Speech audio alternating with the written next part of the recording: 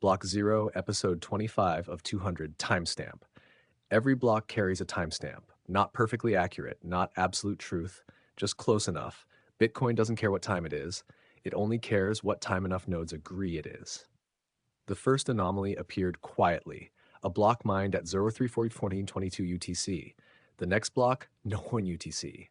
3 seconds earlier, nodes accepted it. No warnings, no rejection. Marcus Hale felt the shift before he saw it. His microwave read 7:42 a.m., his phone read 7:39, his laptop read 45. They had always been slightly off. Now they were drifting aggressively, like clocks arguing. Online explorers began showing overlapping times. Blocks stamped in the future, blocks mined before their parents. Yet difficulty remained stable. Consensus held. A teacher in London began teaching the same lesson twice in one day. She felt the repetition halfway through her second explanation. Students stared at her blankly. "We already did this," one said. The class schedule showed it had not. Her phone vibrated. Block accepted, plus 600 seconds.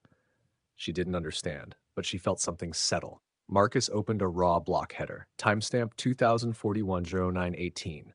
The current year was not 2041. Nodes validated it anyway. He refreshed.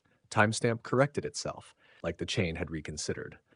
Bitcoin's rules allow minor time drift. 2 hours into the future, a little wiggle room, enough to keep miners honest.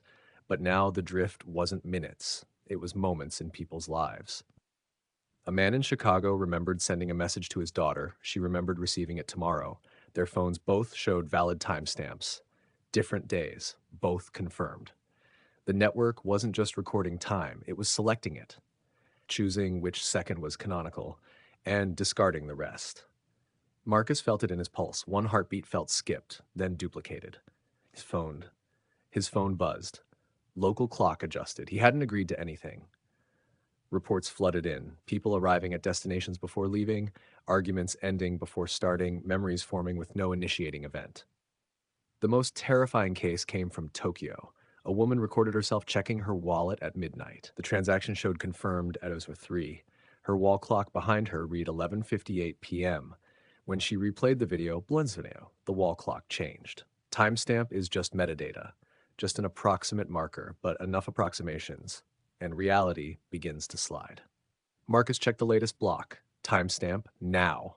He looked at his watch. It didn't match. He looked at the city skyline. The sun seemed slightly misplaced. He looked back at the screen. Timestamp updated. Still now. Bitcoin wasn't anchored to atomic clocks. It was anchored to consensus, and consensus had shifted. His phone buzzed one final time.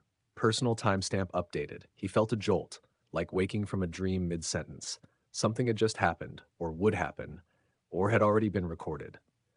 Deep beneath the ledger, Block 0 didn't care about seconds. It didn't care about years. It only cared that enough of reality agreed. And once enough nodes accept a moment, that moment becomes permanent, even if you remember it differently. End of episode 25.